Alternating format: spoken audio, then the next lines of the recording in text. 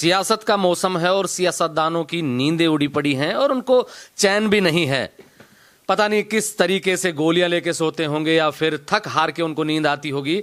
अलवर जिले की बात करें तो अलवर से बीजेपी के प्रत्याशी बहुत पहले घोषित हो गए थे। कल ललित यादव को टिकट मिला। सबसे पहला तो आप ये बताइए कि भूपेंद्र यादव को टिकट क्यों मिला और ललित यादव को टिकट क्यों मिला? देखिए महेंद्र, मैं ये बात तो बिल्कुल स्पष्ट कर दूं कि भूपेंद्र यादव बहुत मन से नहीं लड़ना चाहते थे अलवर से, तो क्योंकि उनकी पहली प्रायोरिटी भिवानी, महेंद्रगढ़ और उसके बाद गुड़गांव थी। लेकिन जो एक बड़ा नाम वहां हरियाणा की राजनीति में राव इंद्रजीत सिंह, उनसे एक अदावत के चलते उनको हरियाणा तो छोड़ना पड़ा। और अहीरवाल की जो सीट है, राठ की जो सीट है अलवर, भाजपा के लिए सुरक्षित मानी जाती है। बाबा बालकनाथ, महेंद्र चांदनाथ, जसवंत यादव, इसकी वजह से ही उन्हें लगा कि ये सेफ सीट है और यही भूपेंद्र यादव भारतीय जनता पार्टी से प्रत्याशी। ललित के बारे में क्या कहेंगे? ललित को टिकट क्यों मिला? क्योंकि डॉक्टर कर्ण सिंह यादव भी थे, संदीप भी थे जिन्होंने सरकार बचाई थी। बावजूद इसके ललित यादव पे दाव खेला पार्टी ने। 14 और 19 में यादव कैंडिडेट कांग्रेस से नहीं रहे, भंवर जितेंद्र रहे। यादव नाम पे कोई वोट नहीं रहा उनके पास। पार्टी ने समझ लिया था, भंवर जितेंद्र खुद लड़ना नहीं चाहते थे और ललित के पास में एक बड़ा वोट तो पहले से ही मौजूद है। यूथ में अच्छा क्रेज है। बहरोड की बात कर लो, मुंडावर की बात कर लो, लगता हुआ जो एक ये किशनगढ़ बास जो एरिया है, वहां से एक अच्छी फैन फॉलोइंग भी है उनकी। और दूसरी चीज मुझे लगता है कि ललित का जो 10 साल का संघर्ष है, जिस तरीके से door to door mains connectivity, विधानसभा में जब हम उनको कवर कर रहे थे तो एक एक व्यक्ति उनको जो जान रहा था, पहचान रहा था, तो ललित के लिए वो प्लस फैक्टर है। और अलवर की राजनीति में भंवर जितेंद्र का तो नाम है ही, वो जिसको चाहेंगे उसी को मिलेगा। करण सिंह यादव को नहीं मिला, वो वजह सब जानते हैं। अब क्या लग रहा है आपको कि मुंडावर उपचुनाव के लिए तैयार रहे या फिर भारतीय जनता पार्टी के जो नेता हैं भूपेंद्र यादव, ये केंद्र में फिर से मंत्री बनेंगे? देखिए निश्चित है, अगर भूपेंद्र यादव जीते तो मंत्रालय तो मिलना ही है, जब राज्यसभा से सांसद के बाद ही मिला है। लेकिन आपने कहा उपचुनाव, देखिए मुंडावर का तो इतिहास भी उपचुनाव के साथ में रहा है। अगर मुंडावर में जो ललित का वोट अभी मौजूद है, मुझे लगता है बढ़ रहा है। बढ़ेगा कैसे? क्योंकि वहां से भाजपा भी चाहेगी कि यहां से ललित जीत जाए, क्योंकि उनको लगता है कि सरकार राजस्थान में भाजपा की है। अगर ललित एमपी बनते हैं तो बीजेपी के लिए वहां सीट का ऑप्शन रहता है। ये प्लस पॉइंट हो गया। कांग्रेस के जो उनके विरोधी लोग हैं, चाहे जिनकी टिकट कटी, चाहे मेजर ओपी यादव की पुत्रवधू को जोड़ लीजिए या और लोगों को जोड़ लीजिए, वो सब चाहेंगे कि ललित यादव एमपी बन जाए। चौधरी बलबीर छिल्लर को भी उसमें आप ऐड कर सकते हैं, क्योंकि वो भी चाहेंगे कि ललित एमपी बनेगा तो मेरी भी सीट वहां के लिए खाली हो। जाट किस तरफ जाएंगे? वहां जाट जो वोट है, जाट लैंड कही जाती है, वो किस तरफ जाएगा? देखिए जाटों में लगातार इधर उधर जाने का क्रम चल रहा है। रिछपाल मिर्ता चले गए, लालचंद कटारिया चले गए, वो अलग दूरी की बात है। लेकिन अपन केवल मुंडावर में और किशनगढ़ में जाट लगते हैं अपनी लोकसभा अलवर के लिए बात करें तो। अब मैं यहां इसलिए कह रहा हूं कि जाट मुंडावर का तो इसलिए चाहेगा ललित को वोट करना। एक तो व्यक्तिगत संपर्क है ललित के भी, लेकिन वो वोट विधानसभा में इसलिए नहीं कर पाए थे क्योंकि जाति का चुनाव था, यादव वर्सेस जाट था, इसलिए उन्होंने वोट नहीं दिए। लेकिन इस बार वो वोट इसलिए कर जाएंगे क्योंकि वो चाहते हैं कि किसी भी तरीके से अगर ललित मुंडावर से लीड कर जाएंगे, सीट खाली कर जाएंगे, तो उन्हें मौका मिलेगा। उन्हें लगता है ऐसा, हर व्यक्ति को लगता है। जो जाट मित्र ललित के जो उसको वोट नहीं कर पाए थे, वो एहसान उतारेंगे अब की बार लोकसभा में। मुझे लगता है, मेरा पर्सनल व्यू हो सकता है, लेकिन मुझे तो ये लगता है भाजपा के लोग लगाएंगे जोर की ललित वहां से निकल जाए, क्योंकि सीट वहां से खाली हो जाएगी। भाई क्यों हर व्यक्ति सोचता है, अगर मैं मुंडावर से तैयारी कर रहा हूं, मुझे नहीं सोचना चाहिए क्या कि ललित अगर यहां से लीड कर जाएगा तो मेरे लिए तो अच्छा होगा? कौन नहीं चाहेगा? एक सवाल जनता के बीच में और है कि स्थानीय वर्सेस बाहरी का भी मुद्दा आपको लगता है कि ये बहुत भारी पड़ेगा इस चुनाव में? मैं आपको इसमें जोड़ देता हूं। जिस दिन भूपेंद्र यादव का टिकट मिला, उस दिन लगातार गूगल सर्च हुआ। लोग दो धड़ों में थे। कोई कह रहा था भूपेंद्र राजस्थान से है ही नहीं और कोई कह रहा था हरियाणा से। अब इस पे भी बहुत सारी चीजें जुड़ी हुई हैं। हालांकि गूगल तो बता रहा है कि उनका जन्म अजमेर राजस्थान से ही, शिक्षा दीक्षा है उनकी। बाहरी और अपना, इसकी लड़ाई तो है। मैं जब ललित से पहले टिकट करण सिंह यादव को जा रहा था तो बहुत सारे यादव नेताओं ने यह कहा कि अगर भूपेंद्र और करण सिंह की तुलना की जाए तो करण सिंह यादव ज्यादा अपने यादव नेता है, यादवों में उनकी ज्यादा पहचान है। भूपेंद्र हो सकता है केंद्र के बड़े मंत्री हो, लेकिन अलवर के यादवों के लिए मैं नहीं समझता कि बहुत बड़े नेता है। क्यों नहीं है? अगर इतने बड़े नेता थे तो मंत्रालय में ना बाबा बालकनाथ है, ना डॉक्टर जसवंत यादव है। ये चीज तो है ना कहीं मन में। दूसरी चीज आप ये भी मानिए कि अगर इतना बड़ा कद नहीं है तो फिर क्यों कहा जा रहा है कि पता नहीं कितने बड़े नेता हैं? तो मंत्रालय जरूर बड़े हैं, लेकिन अगर क्षेत्र के अंदर, यादव समाज के अंदर, क्योंकि मीटिंग हुई थी, आपको याद है, आप कवर कर रहे थे उस मीटिंग को अलवर में, बाकायदा विरोध किया उन्होंने सरकार का कि भाई हमें मंत्रालय नहीं दिया गया। तो विरोध होना, अब भूपेंद्र यादव उसको कैसे मैनेज करेंगे? क्योंकि आचार संहिता लगने वाली है। मंत्रालय मिलना होता तो मिल चुका होता। मुझे नहीं लगता कि अब जसवंत यादव या बाबा बालकनाथ मंत्रालय में जाएंगे। ये चीज भूपेंद्र यादव के लिए नुकसानदेह है। आपको क्या लगता है कि यादव की क्योंकि ये यादव लैंड मानी जाती है और यादव का प्रतिनिधित्व ज्यादा रहता है, अलवर जिले को यादव सीट मानी जाती है, क्या यादव भूपेंद्र के नाम पे सहमत होंगे या ललित यादव के नाम पे सहमत होंगे, और किसी भी एक नाम पे सहमत होंगे तो कितने % तक दोनों को वोट परसेंटेज मिलेगा और क्यों मिलेगा? चाहे तमाम मीडिया चूरू की चुनाव की बात करे, लेकिन अलवर का चुनाव बेहद दिलचस्प होगा, ये आप तय मानिए। वजह क्या है? दोनों यादव कैंडिडेट। अब आपने कहा कि भूपेंद्र को स्वीकार करें या ललित को स्वीकार करें। देखिए, ललित के साथ में अगर करण सिंह यादव, भंवर जितेंद्र, संदीप यादव, तमाम कांग्रेस एकजुटता से आई तो ललित निश्चित रूप से बड़े मार्जिन से चुनाव लड़ेंगे, ये आप निश्चित मान लीजिए। भूपेंद्र यादव के पास अपना एक वोट है, पार्टी का वोट है, मोदी का वोट है, तो चुनाव हल्का नहीं है। लेकिन 8 की 8 विधानसभाएं जो लोकसभा में लगती हैं, 1 to 1 इनकी गणना कर लीजिए, भाजपा यहां से बहुत ज्यादा लीड नहीं कर पाई है। आप सारी गणित बैठा लीजिए, तो विधानसभा चुनाव में जब वो गणित नहीं कर पाई है तो इतना हतोत्साहित होने की आवश्यकता कहां है? मुझे आप समझाइए। अगर आपको कहीं लगता है क्या रामगढ़ तिजारा में क्या आप बाबा बालकनाथ की जीत को बहुत जीत मानते हैं क्या? नहीं है भाई, वो वहां जीत नहीं है। नहीं, बाबा बालकनाथ वहां लोकसभा में 40,000 के आसपास जीत के आए थे और विधानसभा में मार्जिन 5 करेगा। वही तो मैं कह रहा हूं ना। और अब मैं उसके बाद चुनाव के बाद मैंने तिजारा कवर किया, मैंने ग्राउंड किया तिजारा का, वहां लोग चिड़े बैठे हैं।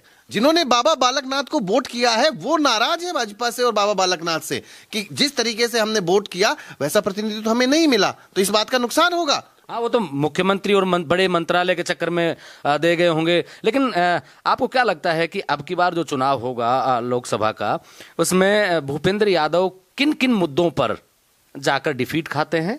देखिए, मैं भूपेंद्र यादव के पहले कांग्रेस का वोट बैंक बता दूं आपको। 41% जो वोट बैंक है अलवर में कांग्रेस का, यहां पर लगभग जो वोट बैंक है वो 41%, जिसमें SC ST और मेव समाज आ जाता है।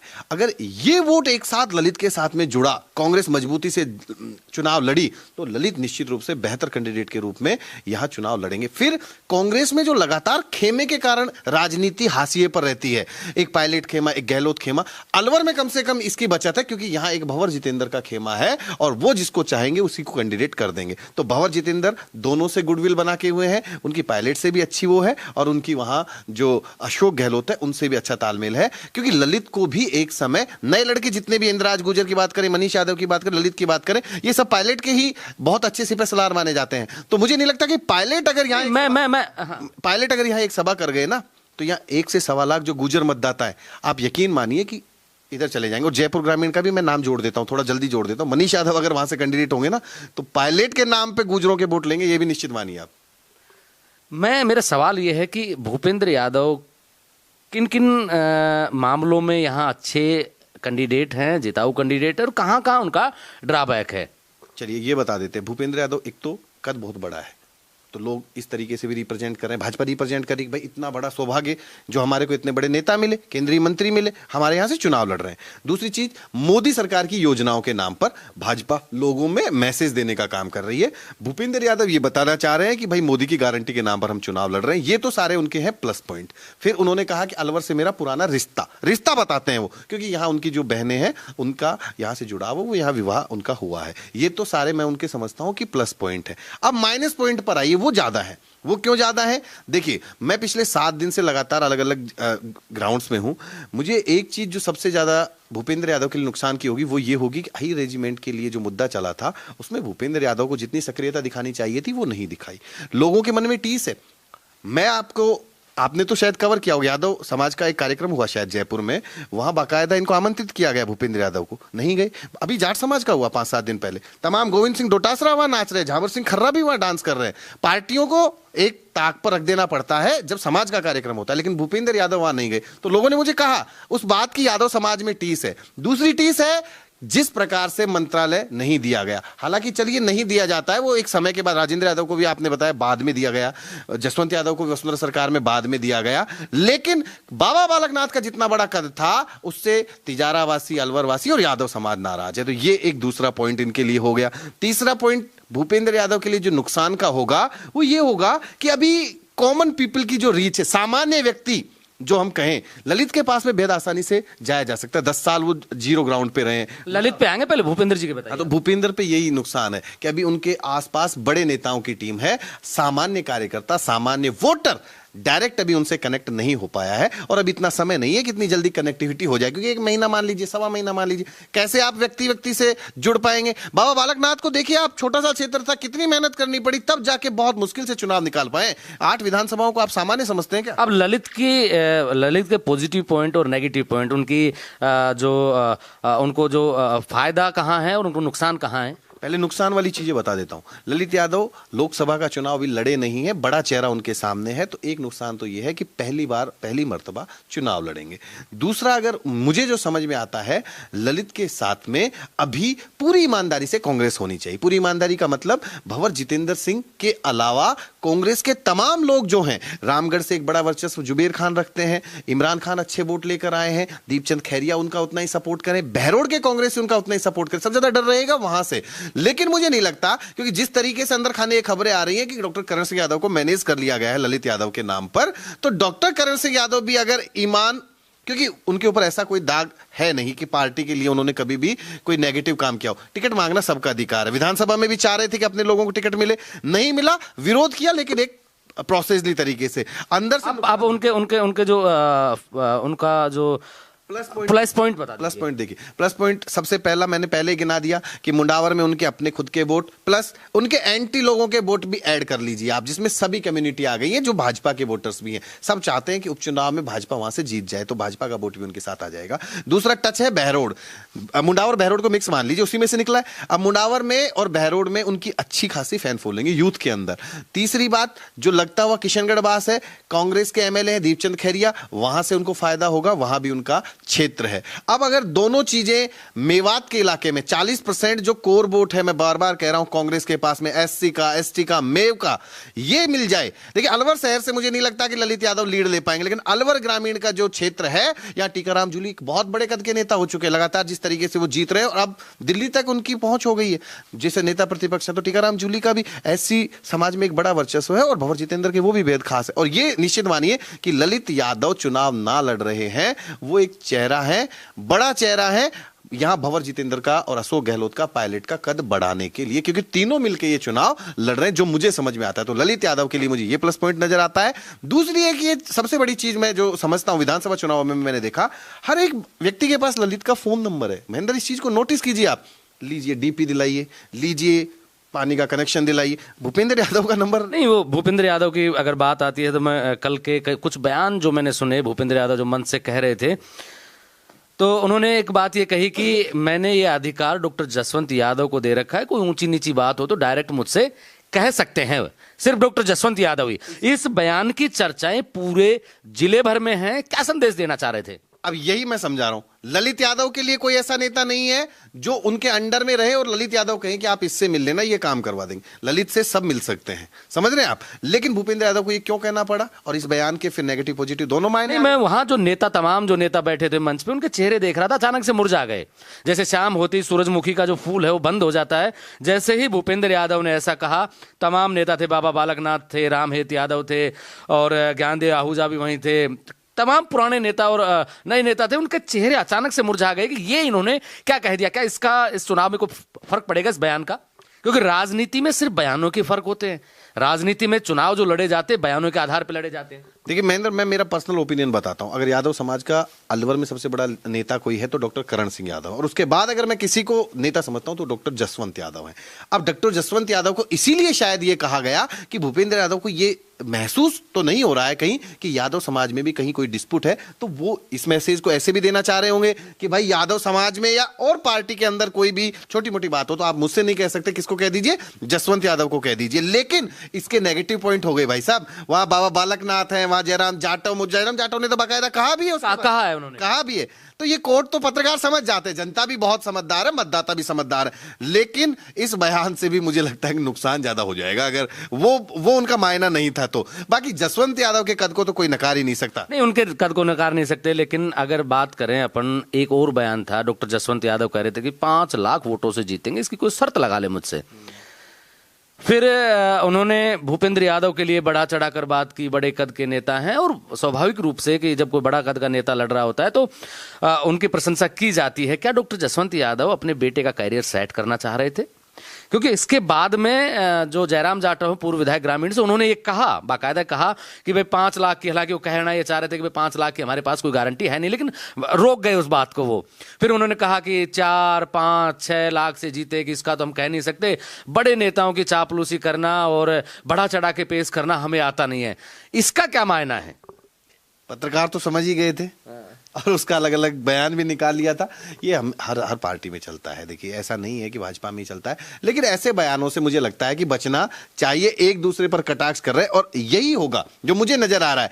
सब अपने विधानसभा क्षेत्र में अपने बेटे का, अपनी पत्नी का, अपनी बेटी का करियर सेट करने के लिए भूपेंद्र यादव के सामने अपना चेहरा अच्छा रिप्रेजेंट करना चाहेंगे और यही लड़ाई अगर अब एक सवाल और कर लेते हैं कि लोगों के बीच में चर्चा तो है कि रामहेत यादव के बेहद नजदीकी और संजय शर्मा के, क्योंकि जिले में 2 ही नेताओं का ऐसा लिया जाता है। हालांकि भूपेंद्र यादव ने जो मैसेज दिया कि डॉक्टर जसवंत यादव भी मुझसे कह सकते हैं, उसको छोड़ दें, तो लोगों के बीच में तो यही है, क्या डॉक्टर जो रामहेत यादव हैं इसके विरोधी जो पार्टी में हैं, जिन्होंने कार सेवाएं की थी रामहेत की, क्या वो भूपेंद्र यादव के साथ लगेंगे? क्या संजय शर्मा के जो विरोधी हैं, क्या वो भूपेंद्र यादव के साथ लगेंगे? और नहीं लगेंगे तो कितना नुकसान होगा, और लगेंगे तो कितना फायदा होगा?